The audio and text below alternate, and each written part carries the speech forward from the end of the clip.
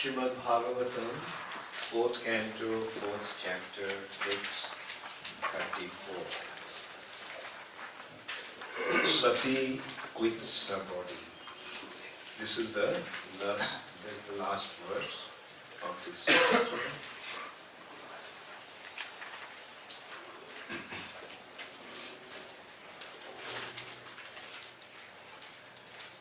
Toir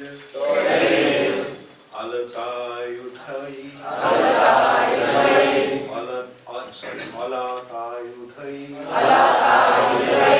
sarve pramatha saha vihakaha annamana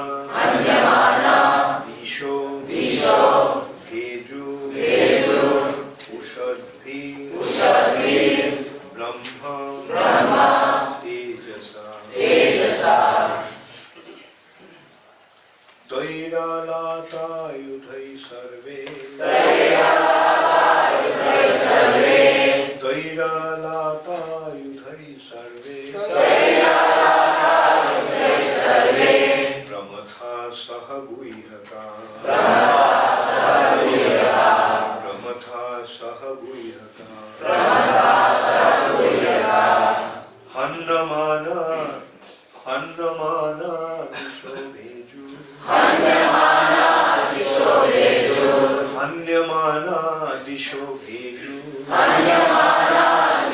bheju Ushadbhir Brahma Tejasa Ushadbhir Brahma Tejasa Tvairalatayudhai sarve Pramatha saha guihaka Annamana disho bheju Ushadbhir Brahma Tejasa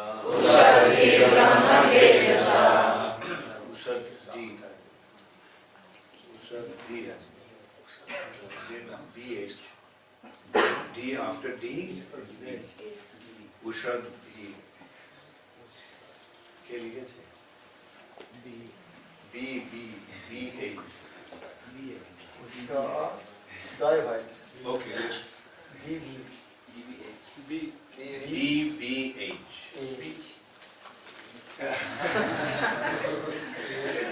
Okay, say this. D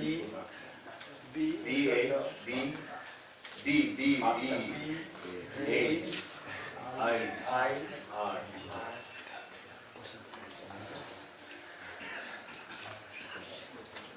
Who wrote it? Krishna. Krishna. Where is Krishna? Write carefully. Alright? Tvairalatayudhai sarve Pramatha saha guihaka Annamana disho bheju Ushadbhir Brahma Tejasa Tvairalatayudhai sarve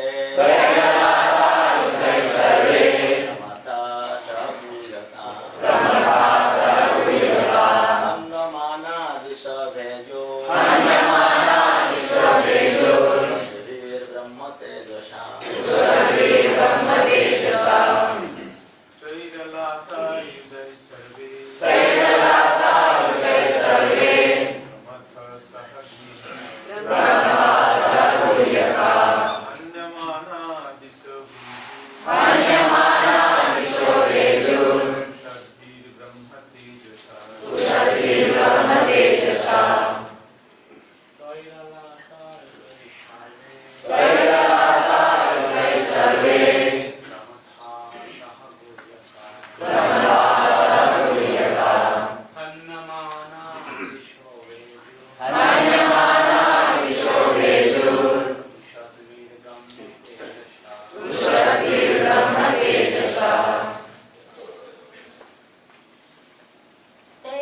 कैरलातायुधै सर्वे रमता सह गुह्यका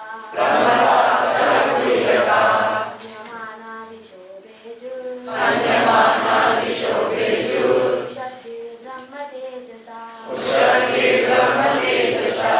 कैरलातायुधै सर्वे रमता सह गुह्यका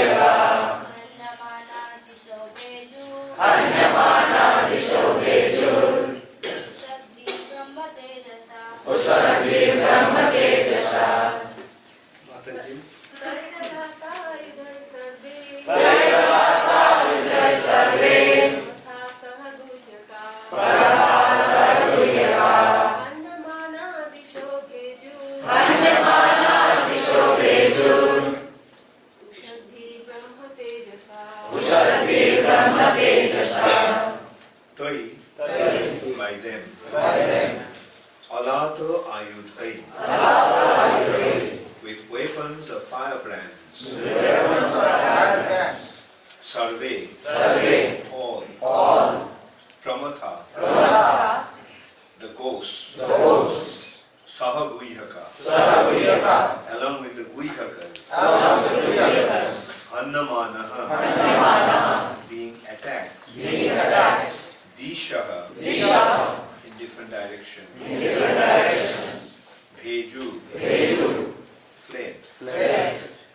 Ushadvi. Glowing. Brahma Tejasa. By Brahminical power. Translation by Divine Grace. Prabhupada.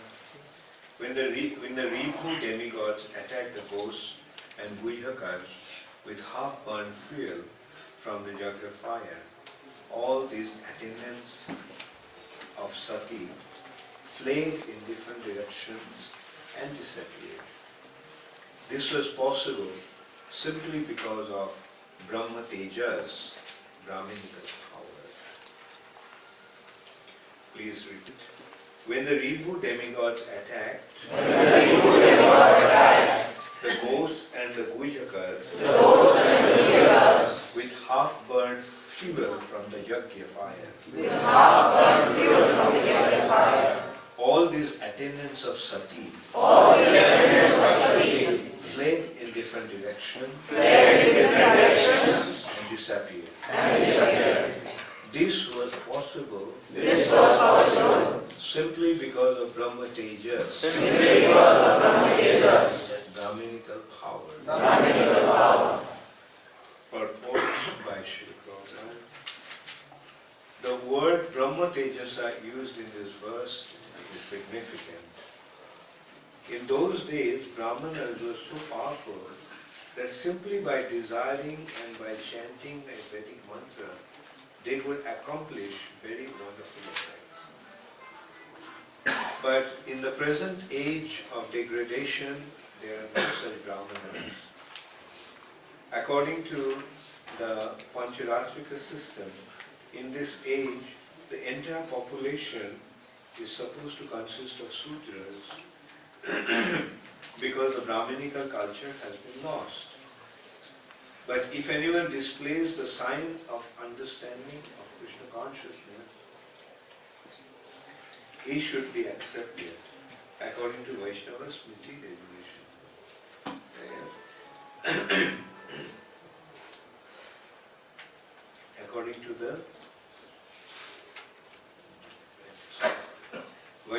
According to the Vedic Smriti regulations. as a prospective Brahmana and should be given all facilities to achieve the highest perfection. I'll read it again. But if anyone displays the sign of understanding Krishna consciousness, he should be accepted according to Vaishnava Smriti regulations as a prospective Brahmana and should be given all facilities to achieve the highest perfection.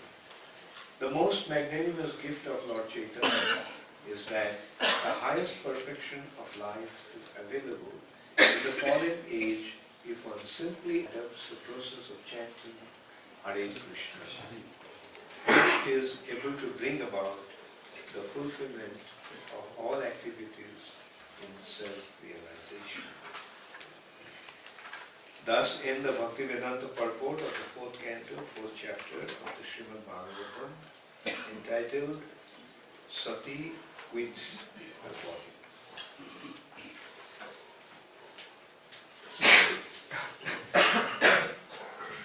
Sati could not tolerate the blasphemy of her husband and therefore she left her. So this description is that when that happened, then Sati's attendants attacked the Jagdasthana, the place of sacrifice. And there was a lot of cursing and counter-cursing. The associates of Lord Shiva have been cursed in a certain way, and the Brahmanas also have been cursed by the associates of Lord Shiva in a certain way. And then they started to plunder Sati's associates, Lord Shiva's associates, who came along with Sati to protect her, to guard her. When they saw that Sati left her body, they attacked. At that time, Bhrigu generated the Ribhus, a kind of demigods. And this verse is describing how these demigods actually drove away the associates of Krishna, the Pramathas and Bhujakas. Pramatha means the ghost, Pramatha. Therefore another name of Lord Shiva is Pramathanath, the Lord of the ghosts. Bhujakas also some subtle creatures similar to the ghosts who are associates of Lord Shiva.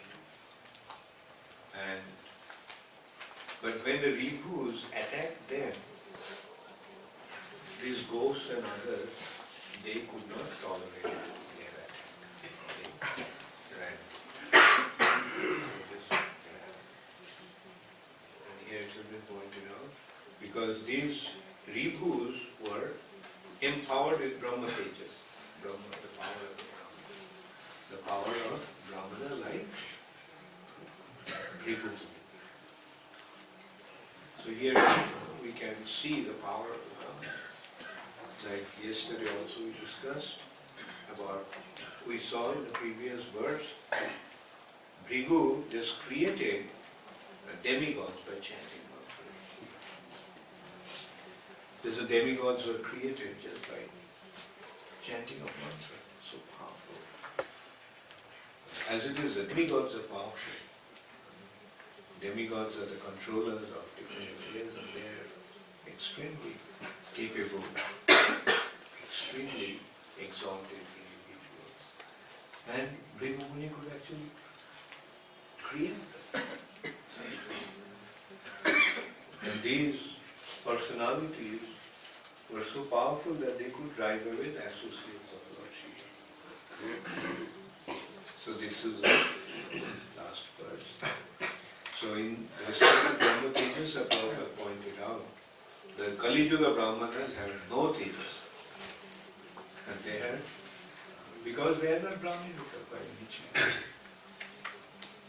Kali Yuga Brahmanas are worse than Sudra. Asuddha Sudra Kalpahi, Brahmana Sakushantava. In the age of Kali, the Brahmanas will become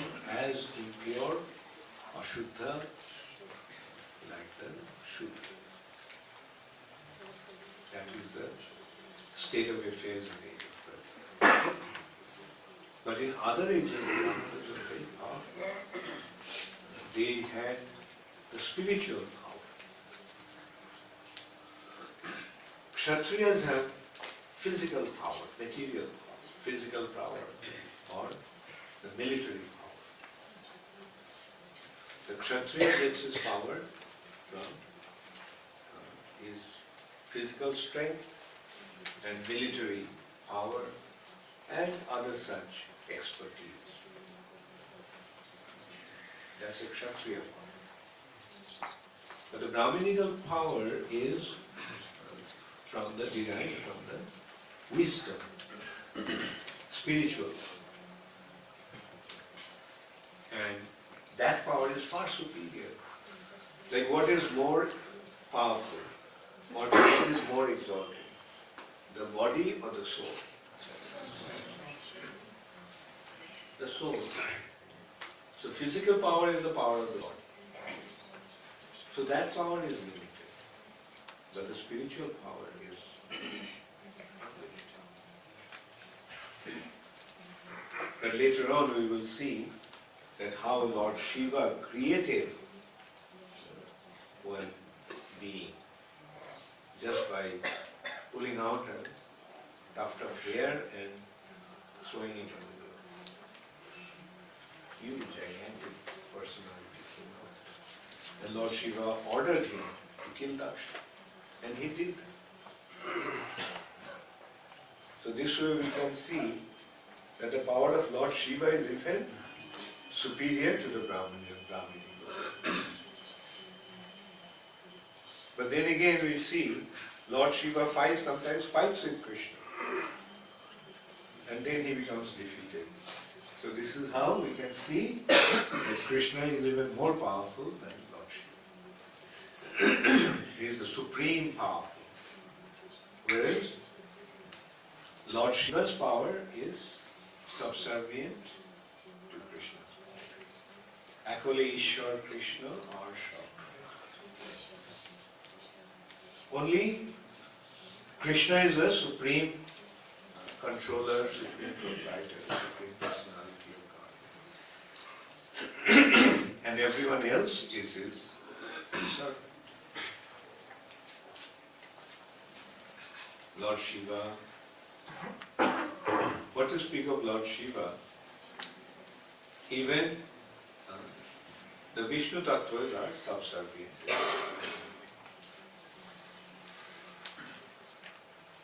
Although there is no difference between Krishna and his incarnation, his expansion. There are 6 kinds of incarnation. Purushavatars. Purushavatars means who are the Purushas? Vishnus. Karanadokshay Vishnu, Garbhodokshay Vishnu, Kshirodokshay. Then Gunavatar, 3 gunas, goodness, passion and love. And they are controlled by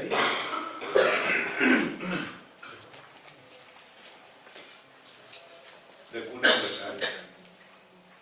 The Gunavatars are Brahma, Vishnu and Mahesh. Then Jugavatars. 4 Jugas, the Lord comes to establish the Juga Dharma. They are the Jugavatars. Then Leelavatars, the Lord performs his pastimes.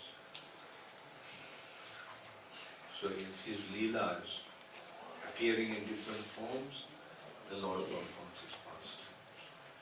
Like Varaha, Kurma. And then there is Lord's Manvantara. There are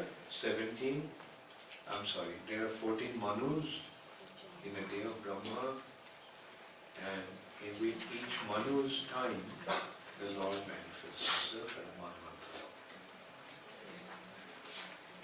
And then Shaktavesh, the Lord empowers somebody. Shaktavesh. So these are different incarnations of the Lord. But who is Krishna? Krishna is the origin of all incarnations. He is not an avatar. He is not an incarnation, but he is the source of all incarnations. Avatari. So Supreme Powerful is the Supreme Personality of God, Krishna. Krishnastu Ete Chamsha Kala.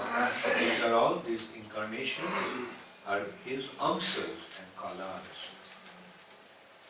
But Krishnastu Bhagavan Swayam. Krishna is the original Supreme Personality of God.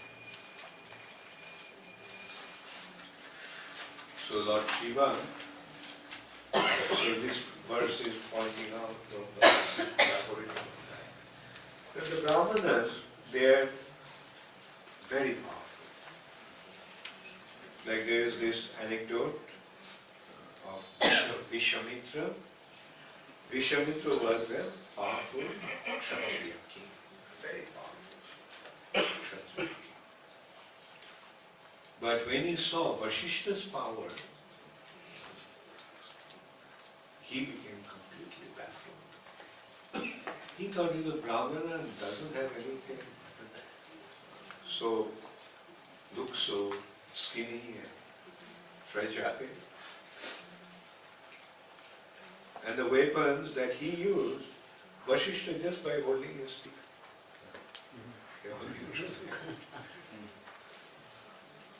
So he saw the power of the King. So then he thought, it's not worthwhile to be a Kshatriya. I have to become a Brahmana. And he performed austerities, he left everything, performed austerities, penances, meditating upon the Lord. And then also he fell down after 64,000 years of serious practice.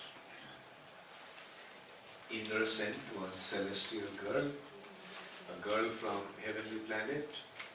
Her name was Menuka, extremely beautiful. And Vishwamitra, when he saw her, although he was absorbed in such deep meditation, and he performed such serious austerities for so many years, just fell down. Just by seeing this beautiful, wonderful woman. And as a result of that, Shakuntala was born. And both the father and mother left the child. Menuka felt that my mission has been accomplished, I made it possible. And she went back to the heavenly planet, and Vishwamitra came to his senses.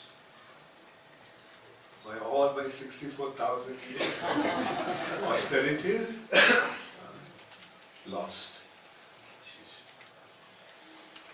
So he went back to the forest to perform austerity. And Shakuntala was just a newborn child. But at that time, a very exalted rishi, Kanva Muni, saw that some birds were it was in the middle of the forest. So many wild, ferocious animals. They could just eat that baby. But the baby, by the divine arrangement of the Lord, was being protected by the birds. The birds, by spreading their wings, were protecting the babies. So at that time, Kanva Muni was passing by and so became curious what's happening. Why the birds are flocking together like that. And going there, he found just a newborn baby.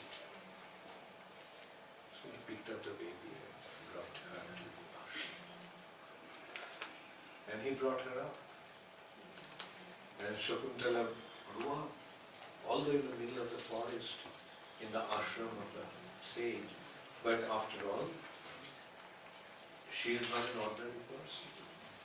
She is the offspring of a Kshatriya king and an Apsara. An extremely beautiful girl. And later on, when she was young, she grew up to become a beautiful young girl. One king called Dushyanta, while hunting in the forest, came to this ashram becoming thirsty. And at that time Shakuntala was there in the ashram, so Shakuntala treated him. And he became attracted to Shakuntala. And he wanted to marry her. But Shakuntala was told that, look, my father, my foster father, my guardian, is not here, so I can't marry you without his permission. But there is one kind of marriage that takes place just by mutual understanding, which is called Gandharva Vivaha. The way the Gandharvas get married. Like just by accepting each other as husband and wife, they get married. No ceremony, no celebration.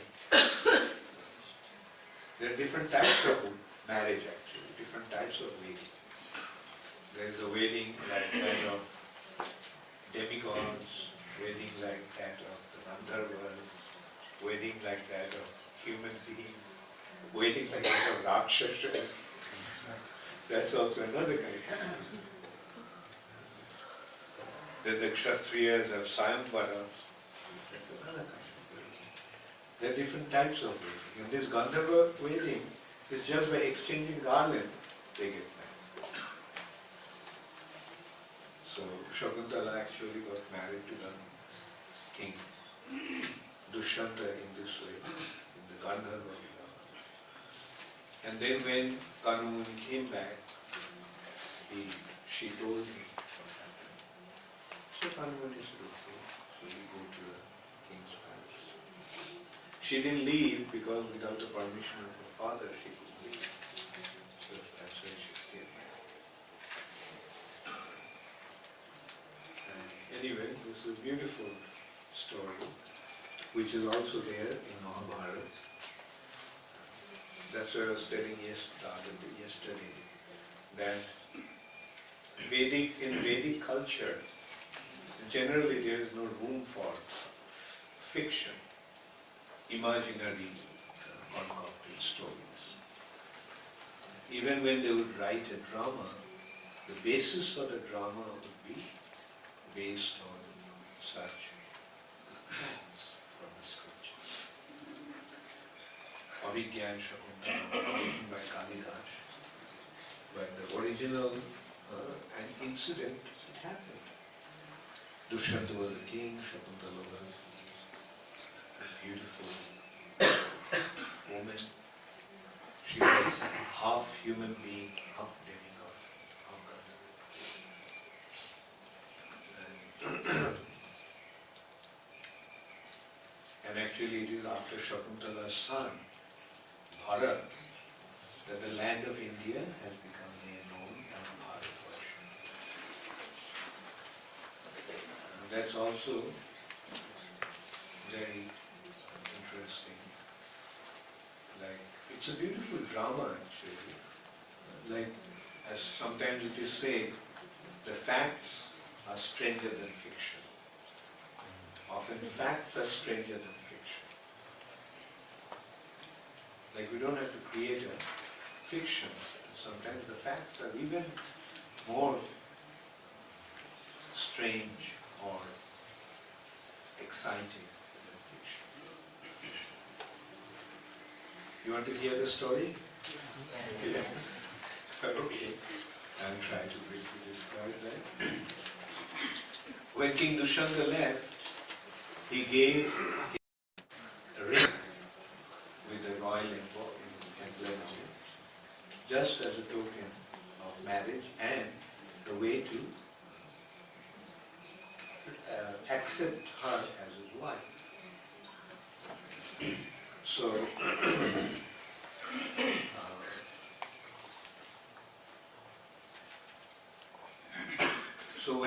in the meantime, when Shakuntala was in the ashram, Durvasha, who is a very angry sage, who is very famous for cursing, Durvasha actually came there. And he asked, is there anyone in the ashram? But Shakuntala was so absorbed in the thought of her husband that she couldn't hear Durvasha calling. So Durvasha saw this woman, she is so absorbed in someone's thought that she didn't even register his arrival and his announcement of his arrival. So he became, as I told you, expert cursor. He cursed. Upon whom you are thinking, in whose thought you are so absorbed, he won't recognize you. So then Shakuntala came back to us and said, look, please withdraw your curse. He said, my curse is bound to happen. There is no way my word will go in vain. But okay, since you are begging forgiveness, I forgive you. And he will recognize you if you have any token to remind him about his relationship with you. So Shakuntala thought, okay, I have that ring. So she was relieved. So then Shakuntala was sent to the king's palace with two brahmacharis. They escorted Shakuntala. And then on the way, when she was taking a bath in a river, this ring was from a male finger. So it was loose in Shakuntala's delicate woman finger. So while she was taking bath, the finger slipped out of her hand. Slipped out, the ring slipped out of the finger. And she didn't notice that. But when she arrived to the palace and she told that, identified herself as the duly married wife of the king didn't recognize her. Rather, he insulted her. And by the time she was pregnant, and Shakuntala being insulted like that, she just ran out of the palace. And in the meantime, a fisherman, okay, the ring slipped out of Shakuntala's finger. A fish swallowed the ring. And a fisherman caught that fish. And when he was cutting the fish, he found the ring. So he goes to the marketplace to sell the ring, thinking that, oh, I got a big prize, a big golden ring with such wonderful diamonds studded in it. And so he thought that he would get a lot of money. But when the goldsmith to whom he went to sell it, when he saw that this was the ring of the king, the emboss, he could recognize it. So he called the police. And the police arrested him. Arrested the fisherman, and he was taken to the court of the king. And then the king saw the ring and then it came back. His memory was reality. And he felt so bad that he insulted Shakuntala in that way, failed to recognize her. So then the king sent his men looking for her. And then eventually he found, in the meantime, Shakuntala gave birth to Bharat. And he was so powerful, Bharat, that he used to play with lions. And one day the king was hunting and he saw this little boy playing with the lions. Wrestling with the lions. Playing with the lions. So he wondered. And then finally, trying to identify the boy, he found Shakuntala. Then they were united. So that is the story. It's beautiful anecdote. Now to go back to the Brahmanas. Prabhupada is saying that in Kali Yuga there is no Brahmana. We also were considering the scripture says that in the age of Kali, the Brahmanas will become as fallen, as impure as the Sudras, or even worse. How many caste Brahmanas are here?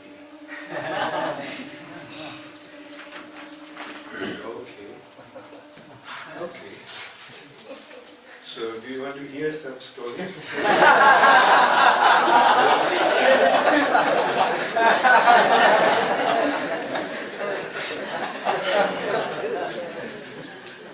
One thing we can see in the age of Kali, how the Brahmanas became contaminated. Because Kali actually attacked the Brahmanas first. Kali saw that he cannot really do anything to Parikshit Maharaj because he's so powerful. So when someone is more powerful than you, then what is the diplomatic advice? Do you know that? When your enemy is more powerful than you, then you make ally with someone who is more powerful than your enemy. Machiavelli. So, Kali saw that he won't be able to do anything. Therefore, he influenced the Brahmana boy, and through the Brahmana boy, Shringi, Kali made him to curse Parikshit Maharaj that he died. And that is how Kali got Parikshit Maharaj out of his reign. But here we can see Kali started his exploit by affecting the Brahmanas first. And as a result of that, the Brahminical culture became destroyed. And then what happened? Some Rakshasas actually took birth in the Brahminical culture. And they destroyed the Brahminical culture. Rakshasa kalimashritya jayante brahmana.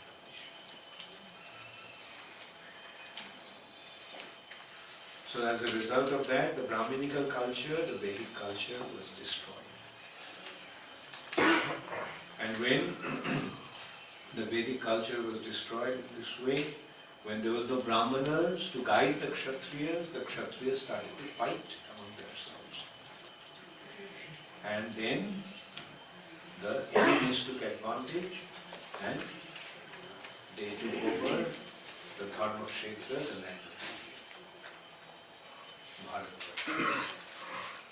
The invaders came. Prabhupada pointed out that in the history, no other culture, no other people could enter into India. India was completely protected. Why? Because the Kshatriyas were so powerful that they wouldn't allow the foreign invaders to come in there. Rather, the Indian rulers used to rule over the entire earth. Indian rulers used to rule over the entire earth. But it's only at this time of Kali that, and Prabhupada is saying that if we look at the history of India, never ever any foreign invaders ever entered into India. It's only 1,000 years ago, about 1,000 years ago, the Muslims invaded India, succeeded in invading India. Prior to that, nobody did.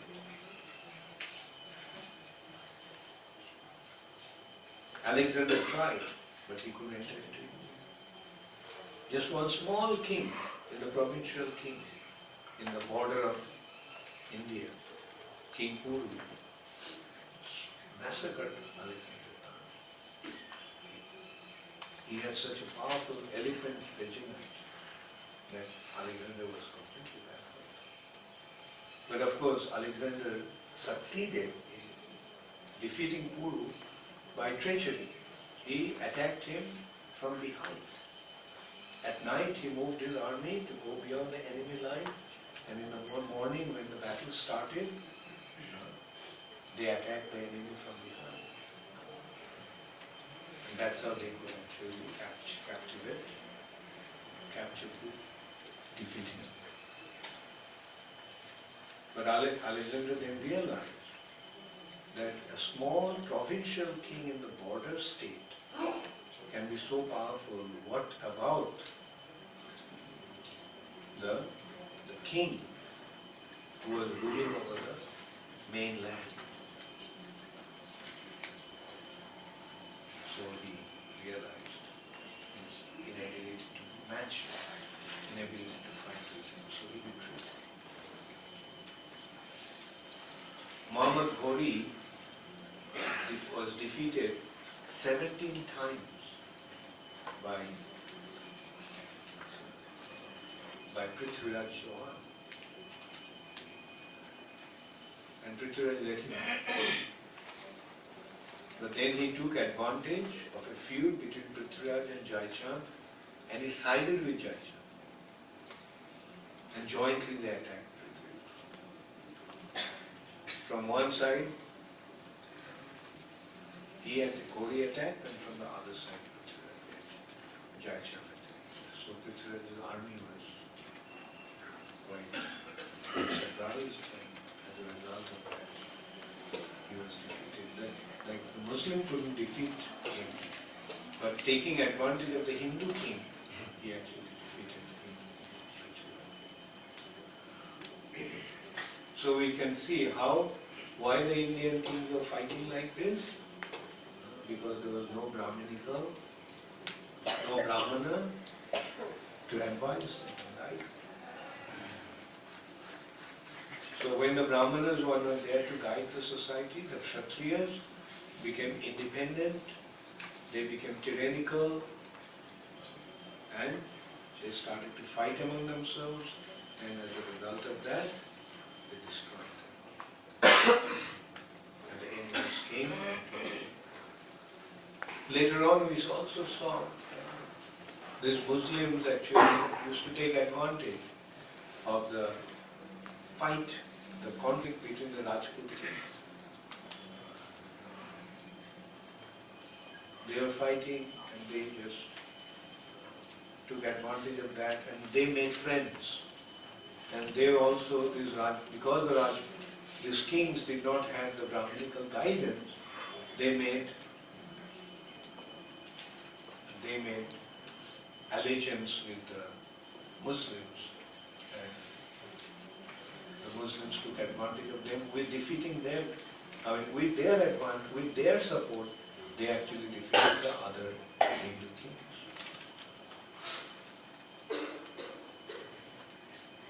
Like the famous thing about that is the conflict between Mansi and Rana Pratap. Mansi gave his daughter in marriage to Alsa. And Rana Pratap, he didn't accept, he couldn't tolerate that. So when Mansi came to his palace as a guest, he didn't sit with him. He offered him food, but he didn't eat. So Mansi was insulted. So Mansi went and reported to Akbar that our enemy is attacking. Rana Pratap was defeated. Chittor was attacked, and Rana Pratap left his thing, and many times he tried to raise his army and attack. These are the valiant warriors, but they were not effective because no proper guidance was there from the Brahmanas. The Brahmanas always used to guide the Kshatriya kings. And when the Kshatriya kings used to rule with the guidance of the Brahmanas, they were very, very powerful. But when the Brahminical culture was lost, Brahmanas became useless, Kshatriyas started to fight. Brahmanas, because the Brahmanas were behaving in such a way that Kshatriyas lost respect for them, that we don't want your guidance. So when proper Brahmanas were not there, then the Kshatriyas became useless, then the whole society collapsed. Therefore, Prabhupada's mission was to revive the Brahminical culture, create Brahmanas. That's the main point that I was coming to. So-called Brahmanas, born in a Brahmana family, they are not Brahmanas. Like we see sometimes, I don't know about Madhya Pradesh, but in Bengal you see, like somebody is pulling a rickshaw, but he is a Brahmin.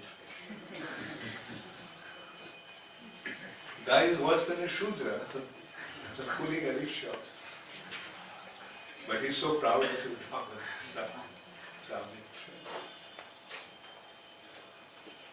So this caste Brahman situation is something like that. They're wearing the thread. They're so proud, I'm Brahman. I won't marry anybody other than a Brahmana girl. That is their pride. Or like, even anyway, let's not get into that. The point is, Srila Prabhupada is creating the real Brahman. Not by birth, but by qualification. Krishna did not create the Varnashram according to the birth. Krishna created Varnashram, Varna, according to qualification. Chatur Varnam Maya Shishta Guna Karma Vibhaga. Guna Karma.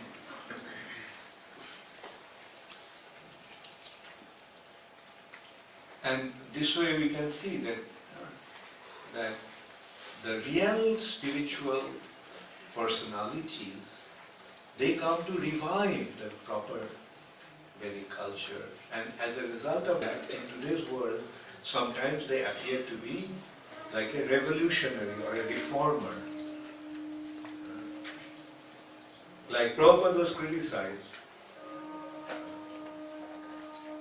Oh, why are you giving Brahmana initiation to the Western? Bhakti Siddhanta Saraswati Thakur was criticized. Why are you giving Brahmana initiation to non-Brahmanas, those who are not born Brahmanas? Chaitanya Mahaprabhu was criticized.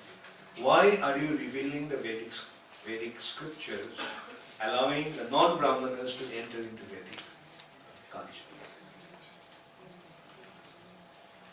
Even Chaitanya Mahaprabhu was criticized by the caste Brahmanas in Jagannath Puri.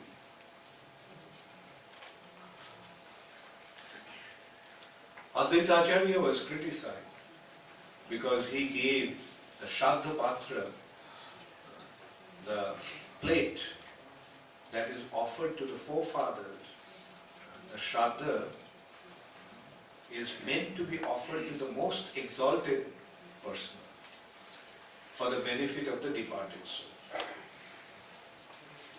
And Advaita Acharya, when he was performing the Shraddha of his forefathers, that plate was offered to whom? Haridas Thakur, a Muslim. And all the Brahmanas became extremely upset.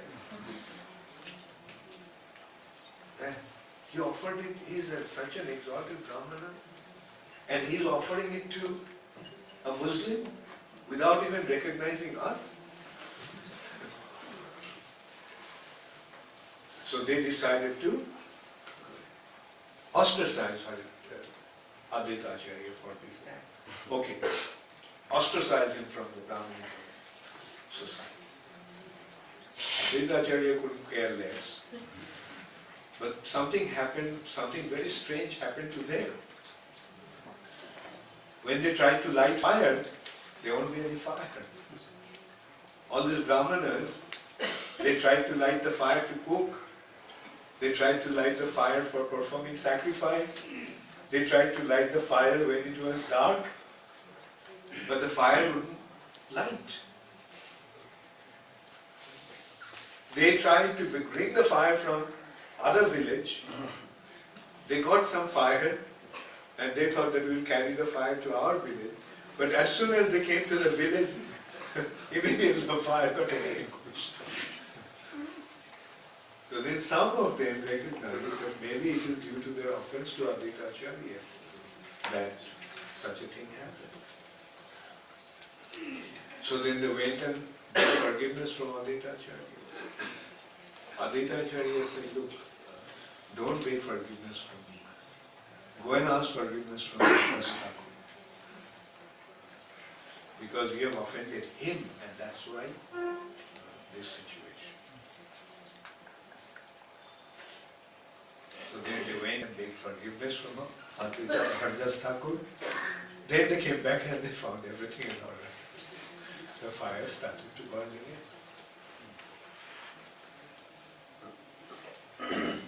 So in this way we can see that in this age, not only in this age, the ultimate consideration of qualification, consideration of Varna system is based on qualification, not on birth. Ravan was born as a Brahmana's son. Vishrava, a very exalted sage. But he was a Rakshasa. What is bigger Brahmana? Why? Because by qualification he is a Rakshasa. So on the other hand, you can see in today's world what is happening, what ISKCON is doing, creating Brahmanas all over the world. Although they may not have been born in a Brahmanical family, it doesn't matter.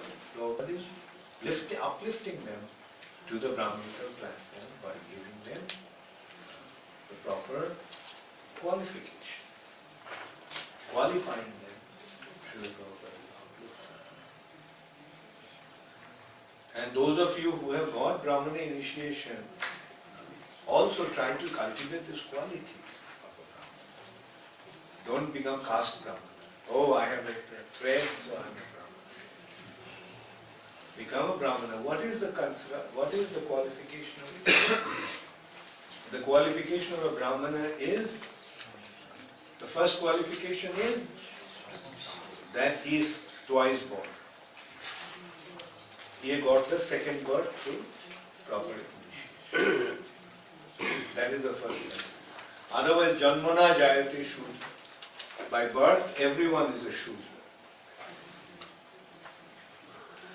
Even a Brahmana's son is a Shudra by birth.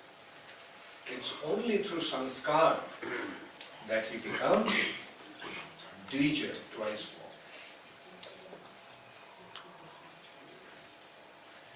And then he studies the Vedas. and he becomes a Vipra.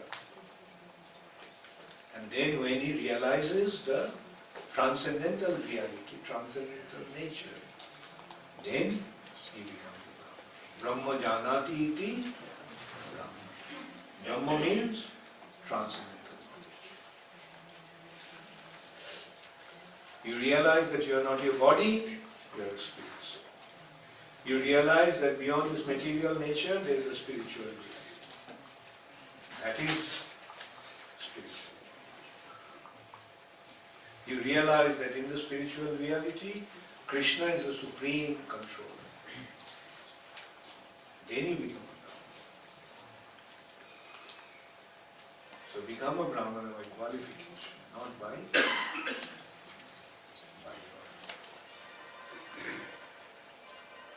Thank you very much. All glories to Srila Prabhupada. Does anybody have any questions? Yeah. Brahmana, in this part we see that Jigumuni had Brahmati, that means he was a pure Brahman. But again we see that when Daksha was blaspheming Lord Shiva, he was laughing. That means he was committing offense to the greatest Vaishnava. So he was a Brahmana but not quite a Vaishnava. Brahma janati iti Brahmana. So he can have Brahmati only by knowing that. He can be offensive to By being Brahma Jyoti, being most of them are actually Brahmas, Brahmarshis. they are not devotees. But they're beyond that Brahmarshi stage, Brahma Bhuta stage, is the Vaishnava stage. So that is the highest. Impersonalism, beyond impersonalism is personal. And personalism leads to devotional service. And devotional service makes one a Vaishnava.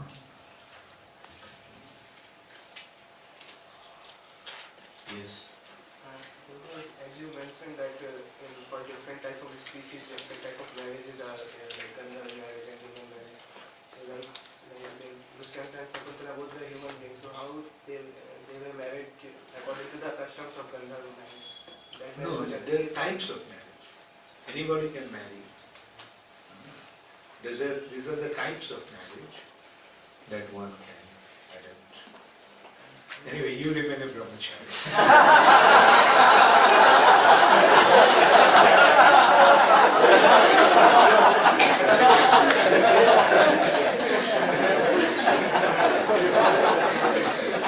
type of marriage is given in Kali Yuga.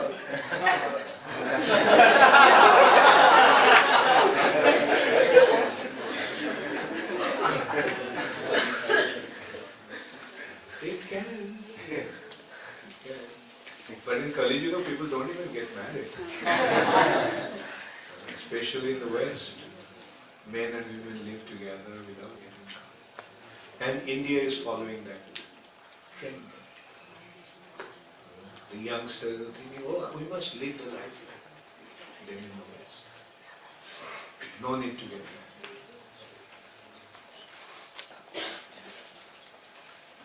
So, intelligent youth must recognize that following the West is not an advisable approach.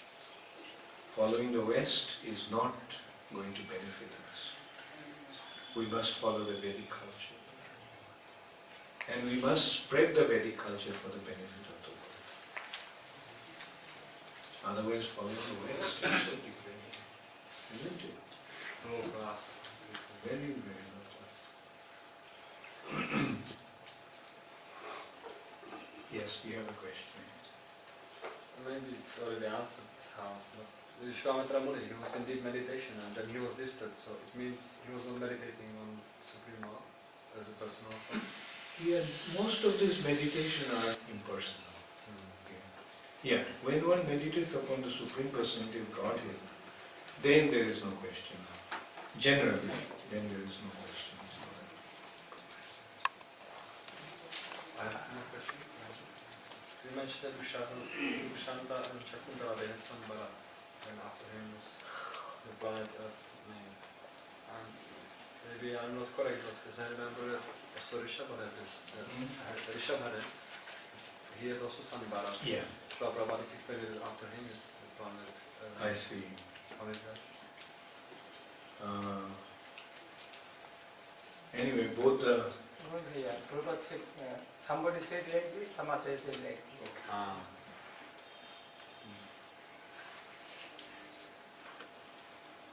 yes. Okay, you have another question.